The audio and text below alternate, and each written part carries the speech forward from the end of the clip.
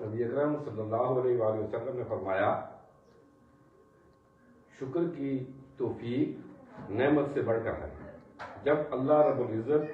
بندے کو کوئی نعمت عطا کرتا ہے اور بندہ اس نعمت کے ملنے پر الحمدللہ کہتا ہے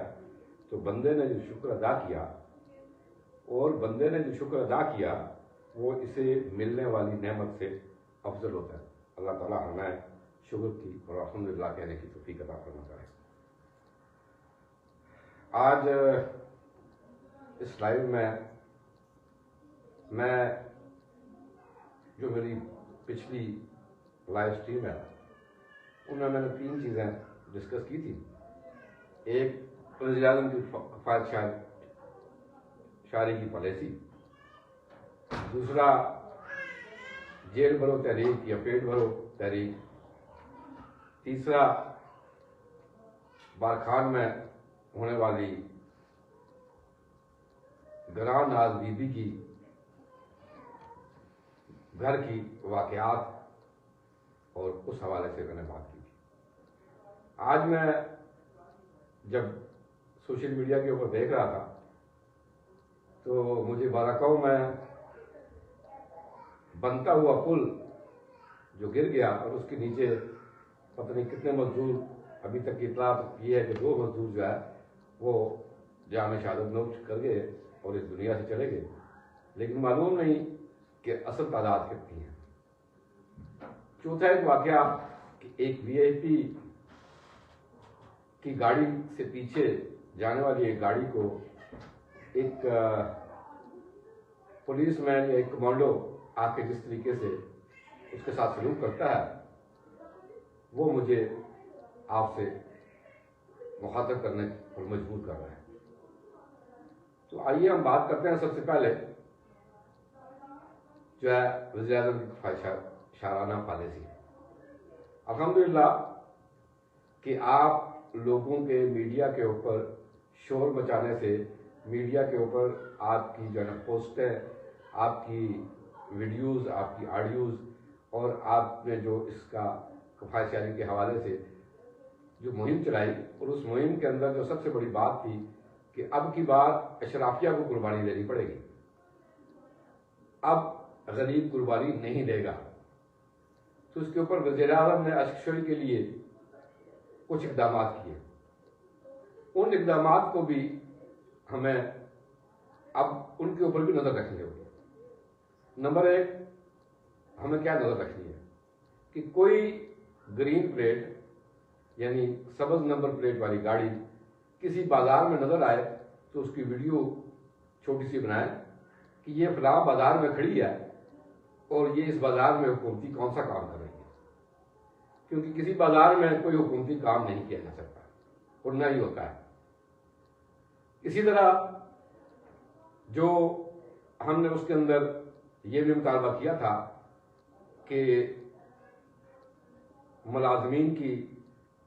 جتنی مراعات ہیں پیٹرول کے حوالے سے، گیس کے حوالے سے، بجلی کے حوالے سے، بلوں کے حوالے سے، ان کو ختم کیا جائے، وہ ابھی تک ختم نہیں کی گئی، اس کو بھی ہم نے جاری و ساری رکھنا کہ ملازمین کی تمام وہ مراعات جو کسی عام پاکستانی شہری کو حاصل نہیں ہیں ان کو ختم کیا جائے۔ چوتھی ہماری بات تھی کہ گریڈ 17 سے لے کر گریڈ 22 تک کہ آفیسرز جو گھروں کے بلوں کے علاوہ ان کو جو ٹی اے ڈی اے اور اس طرح کی جتنی مراحت ملتی ہیں ان کے اوپر بھی پابندی لگ رہی ہے۔ اور چوتھی ہماری بات تھی کہ جو پینشنر ہیں گریڈ 70 سے لے کر ابو 22 تک، خواہ کسی بھی ادارے سے تعلق رکھتے ہیں، ان کی پینشن کو پھر فور بند کیا جائے جب تک کہ ملک کا قرضہ نہیں اتارا جاتا۔ گریڈ 1 سے 16 تک کی بات میں اس لیے نہیں کرتا کہ وہ غریب اور عام عوام اور متوسط لوگ ہوتے ہیں، لیکن گریڈ 17 اینڈ ابو 22ویں گریڈ تک جتنے بھی لوگ ہیں وہ اتنے کھاتے پیتے اور متمول لوگ ہوتے ہیں کہ انہیں پینشن کی ضرورت نہیں ہے۔ پہلے ملک کے قرضے اتارے جائیں، جب ملک کے قرضے اتر جائیں پھر بے شک ان کی یہ مراحت بحال بھی کر دی جائیں، لیکن جب تک ملک مقروض ہے، ہم یا ہمارا معاشی نظام یا ہماری معیشت یا ہمارا بجٹ اس بات کی اجازت نہیں دیتا کہ ان پینشنر کو ہیوی قسم کی اماؤنٹ پینشن کے طور پر دی جائے۔ اس کے علاوہ جو وابڈا کے ملازمین ہیں جو بے دریغ بجلی کا استعمال کرتے ہیں اور لینڈ لاسز کی صورت میں وہ آپ اور میں بل میں ادا کرتے ہیں، اس کو فی الفور بند کر دیا جائے اور وابڈا کے ملازمین بھی اسی طرح بجلی کا بل ادا کریں جس طرح میں اور آپ ادا کرتے ہیں۔ اس کے علاوہ پاکستان کے اندر جتنی اشیاء کو درآمد کیا جا رہا ہے اور وہ لگژری آئٹمز میں آتے ہیں، ان تمام کو فی الفور مکمل طور پر بند کر دیا جائے، کیونکہ جو چیزیں پاکستان کے اندر بنتی ہیں اور پاکستان ان کے اندر خود کفیل ہے، وہ ہم پاکستانی قوم بھی ان چیزوں کا استعمال کریں اور حکومت ان کے اوپر پابندی لگائے۔ اس کے علاوہ آج میں دیکھ رہا تھا کہ وزارت وائس آف اردو کے اندر ایک آرٹیکل چھپا ہے کہ ملازمین کی تنخواہوں کو روک دیا گیا ہے۔ یعنی ہمارے بجٹ کی صورتحال، ہمارے ملک کی صورتحال اس وقت یہ ہے کہ ہم مقروض ہیں، ہم IMF سے بھیک مانگ رہے ہیں اور اپنے للے تللے ختم کرنے کے لیے تیار نہیں ہیں۔ جب تک یہ للے تللے ختم نہیں ہوں گے، جب تک یہ حکمران طبقہ، یہ اشرافیہ اپنے عیاشیوں کو ختم نہیں کرتا، اس وقت تک ملک کے مسائل کا حل ممکن نہیں ہے۔ اس لحاظ سے ہمارا مطالبہ ہے کہ حکومتی تمام مشینری جس کے اندر صدر، وزیر اعظم، کابینہ، صوبائی کابینہ، صوبائی وزراء، اپوزیشن لیڈر، صوبائی اپوزیشن لیڈر، MNAs، MPAs، تمام کی تنخواہیں فی الفور ختم کی جائیں اور ان کو اس وقت تک کوئی مراحت نہ دی جائیں جب تک یہ ملک مقروض ہے۔ اس کے ساتھ ساتھ جو جیل بھرو تحریک جو اب مذاق بن گئی ہے، اب لوگ جا کر پولیس وین کے ساتھ تصویر اتارنے کے بعد بھاگ جاتے ہیں، تو ایسی جیل بھرو تحریک سے عوام کو بالکل کنارہ کشی اختیار کرنی چاہیے اور ایسے لیڈر جو سوائے ایک دوسرے کے اوپر دشنام ترازی، آج کے میں میراج جب سن رہا تھا محترم خان صاحب کے بھی اور محترم مریم بی بی کے بھی، تو سوائے اس کے کہ لفظی گولہ باری اور ایک دوسرے کے خلاف ہردہ رسائی کے علاوہ ان کے پاس کچھ بھی نہیں ہے۔ نہ مریم بی بی کی حکومت عوام کو کچھ دینے کے لیے تیار اور نہ خان صاحب لوگوں کے مسائل کے اوپر بات چیت کرنے کے لیے تیار، کیونکہ انہیں علم ہے کہ IMF کا معاہدہ محترم عمران خان صاحب نے کیا تھا اور اب اس معاہدے کے اوپر منوان عمل درآمد مریم بی بی کی چچا جان شہباز شریف صاحب وزیر اعظم پاکستان کر رہے ہیں۔ یہ اس ملک کا المیہ ہے کہ آج سیاستدان ایک دوسرے کو گالی دے کر لوگوں کے اندر تفریق بھی پیدا کر رہے ہیں، لوگوں کے اندر جو ہے ایک انارکی کی کیفیت بھی ملک کے اندر پیدا کر رہے ہیں اور ملکی مسائل کے اوپر بات چیت نہیں کر رہے ہیں۔ اس لحاظ سے اس جیل بھرو تحریک کی بجائے عوام الناس پیٹ بھرو تحریک شروع کرے، کیونکہ اوپر سے رمضان کی آمد ہے اور رمضان کی آمد کے ساتھ آپ کو معلوم ہے کہ ہماری یہ اشرافیہ جس کے اندر جو ہے ہر طرح کا مافیا شامل ہے، اس کے اندر آٹا مافیا ہو، چینی مافیا ہو، سبزی مافیا ہو، کسی بھی چیز کو اب رمضان ہے اس کھجور کو جو ہے ڈیم کر کے رکھ دیا جائے گا تاکہ جو ہے نا وہ مہنگے داموں بیچ سکیں۔ اسی طرح اجناس کو جو ہے نا وہ ذخیرہ اندوزی کی جائے گی تاکہ جو ہے وہ مہنگے جو ہے نا داموں بیچے جا سکیں۔ ان اجناس کے اوپر نہ ان مافیاز کے اوپر نہ تو حکومت کنٹرول کرتی ہے اور نہ ہی اپوزیشن اس کے اوپر بات کرتی ہے۔ میں عوام الناس سے بھرپور اپیل کرتا ہوں کہ ان کے اوپر بات کریں اور ان مافیاز کو بے نقاب کریں اور رمضان کی آمد کے ساتھ ہمارے جو غریب بھائی ہیں، ہمارے جو لیس پریویلیج لوگ ہیں پاکستان کے اندر، ان کی فلاح و بہبود کے لیے، ان کی بہتری کے لیے، ان کو رمضان اچھے انداز میں گزارنے کے لیے، ان کے بچوں کو عید کے کپڑوں تک جو ہے نا لے جانے کے لیے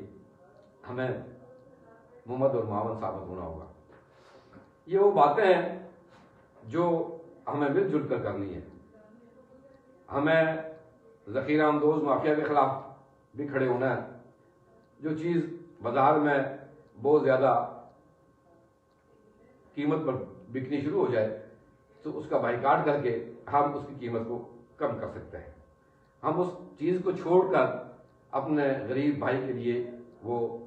چیز لینے کی ہمت بھی پیدا کر سکتے ہیں۔ ہم اپنے جیب سے بھی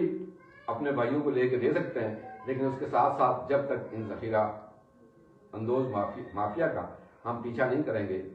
اس وقت تک یہ ممکن نہیں ہو پائے گا۔ اس لیے جیل بھرو تحریک نہیں، پیٹ بھرو تحریک شروع کی جائے۔ اس کے بعد جو میرا پوائنٹ ہے، آج باراکو کے اندر جو بائی پاس بن رہا ہے، جو کمپنی اس پروجیکٹ کو کر رہی ہے، آپ سوچیں کہ ابھی یہ پل بنا نہیں اور پل بننے سے پہلے ہی جو ہے وہ یہ واقعہ پیش آ گیا۔ یعنی اس طرح کا ناقص مٹیریل استعمال کرنا کہ جو دوران کنسٹرکشن ہی گر جائے تو وہ اس سے زیادہ بڑی کرپشن اور اس سے بڑی جو ہے نا بدیانتی کیا ہو سکتی ہے۔ اس کے خلاف آواز اٹھائیں، اور جو مزدور اس کے اندر شہید ہوئے ہیں، جو اس دنیا سے چلے گئے ہیں، ان کے بچوں کے لیے اس کمپنی کو کم از کم ایک ایک بندے کو، ایک ایک فیملی کو 1-1 کروڑ روپے کا اعلان کرنا چاہیے اور 1-1 کروڑ روپے دینا چاہیے، تاکہ اس مزدور کے بچے، اس غریب کے بچے آئندہ زندگی اچھے انداز میں گزار سکیں، اور اس کمپنی کو بھی معلوم ہو کہ اس طرح سے کسی انسانی جان کو لینا اور اس طرح سے انسانی جان کا ضیاع جو ہے وہ کسی کمپنی کو کتنا مہنگا پڑ سکتا ہے، اور باقی کمپنیز بھی آئندہ اس کا خیال رکھیں۔ ایک اور بات جو میں نے کی وہ بات ہے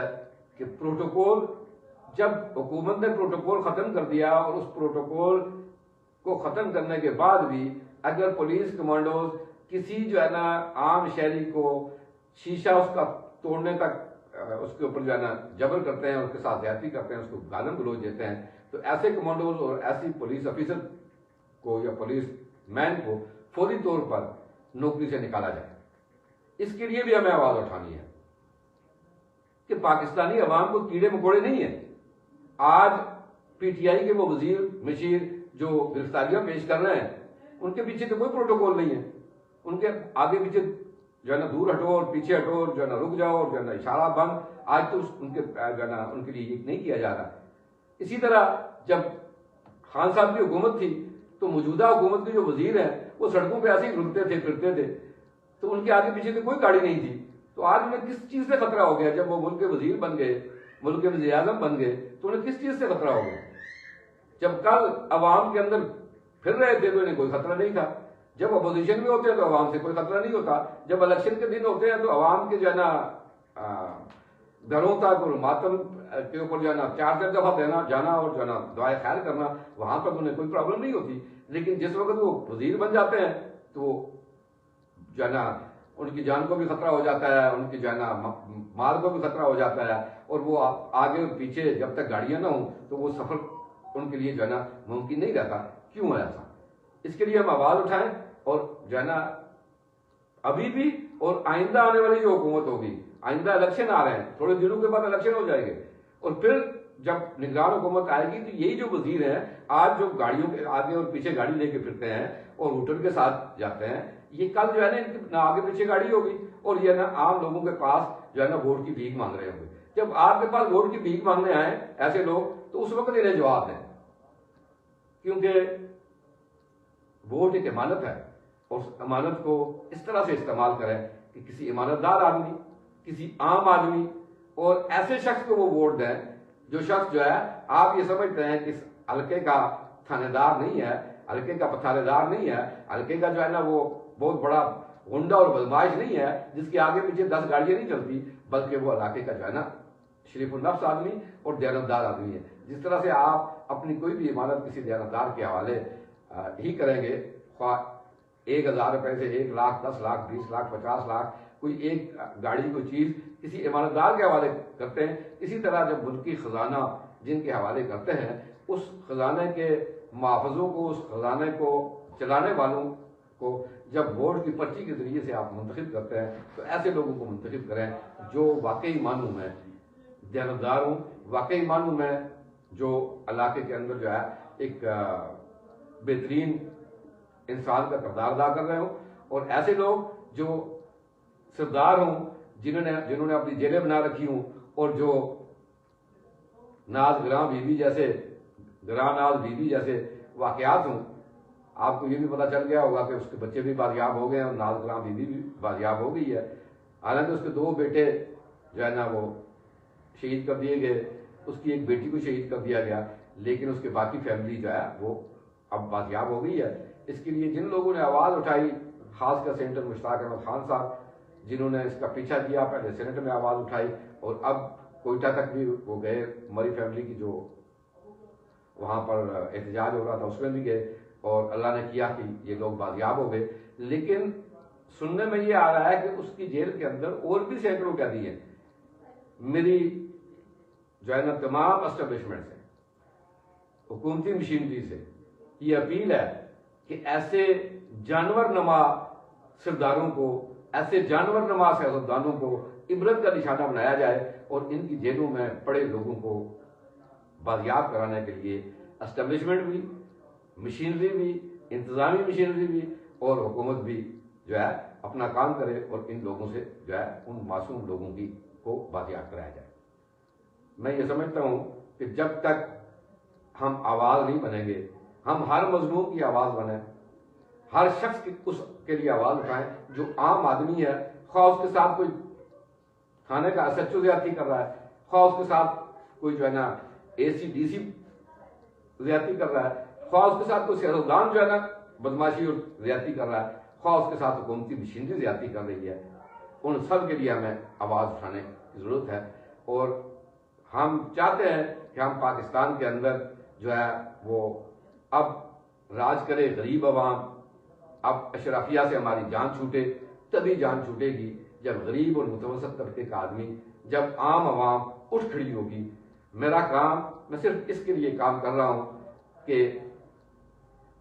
یہ عام آدمی، یہ متوسط طبقے کے لوگ جو نہ غریب ہیں اور نہ امیر ہیں، اور جو ہے نا ہمیشہ ان لوگوں کے اعلی کار بن جاتے ہیں، ان سے میری گزارش ہے کہ ان کے اعلی کار نہ بنیں۔ متوسط طبقے والے لوگوں، یہ وہ لوگ ہیں غریب کے لیے بے نظیر انکم سپورٹ پروگرام تو لے آتے ہیں، لیکن متوسط طبقے کے لیے کوئی کچھ بھی نہیں ہے۔ وہ متوسط طبقہ جو نہ تو زکوٰۃ مانگتا ہے، نہ زکوٰۃ کے لیے لائن میں کھڑا ہوتا ہے، نہ آٹے کے لیے لائن میں کھڑا ہو سکتا ہے، نہ کہیں پہ جو ہے نا کسی پسارے دار کے گھر جا کے کچھ مانگ سکتا ہے، وہ اس وقت پس رہا ہے۔ اور میری متوسط طبقے کے لوگوں سے، اپنے جیسے لوگوں سے یہ اپیل ہے کہ اب وہ وقت ہے کہ اب غریب اور متوسط طبقے کی آواز بن جائے۔ اب ان سیاستدانوں کو، اربوں پتی سیاستدانوں کو، کھربوں پتی سیاستدانوں کو مسترد کر دیں اور ان کو وہ سبق سکھائیں کہ جو رہتی دنیا تک وہ یاد رکھیں۔ پاکستان کو قرضوں سے نجات دلانی ہے، پاکستان کو سود سے پاک کرنا ہے، پاکستان کو جو ہے